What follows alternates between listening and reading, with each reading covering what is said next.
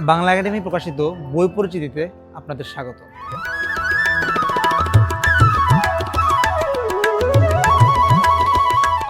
আজকে আমার হাতে রয়েছে মোহাম্মদ হাবিবুল্লাহ রচিত মোহাম্মদ রাসূলুল্লাহ সাল্লাল্লাহু আলাইহি ওয়াসাল্লাম জীবন ও কর্ম।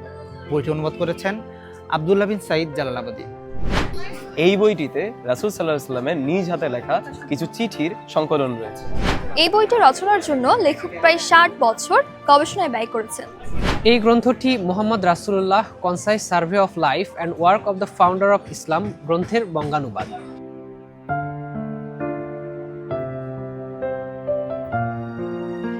মোহাম্মদ রাসূলুল্লাহ সাল্লাল্লাহু আলাইহি ওয়াসাল্লামের জীবনের উপর রচিত বিভিন্ন সিরাত গ্রন্থের ন্যায় এই গ্রন্থেও রাসূল সাল্লাল্লাহু আলাইহি ওয়াসাল্লামের জীবন নিয়ে আলোচনা করা হয়েছে। তবে সেগুলোর তুলনায় এই বইটিতে সংক্ষিপ্তভাবে আলোচনা করা হয়েছে, যার মাধ্যমে আমরা খুব সহজেই রাসূলুল্লাহ সাল্লাল্লাহু আলাইহি ওয়াসাল্লামের জীবন সম্পর্কে জানতে পারি।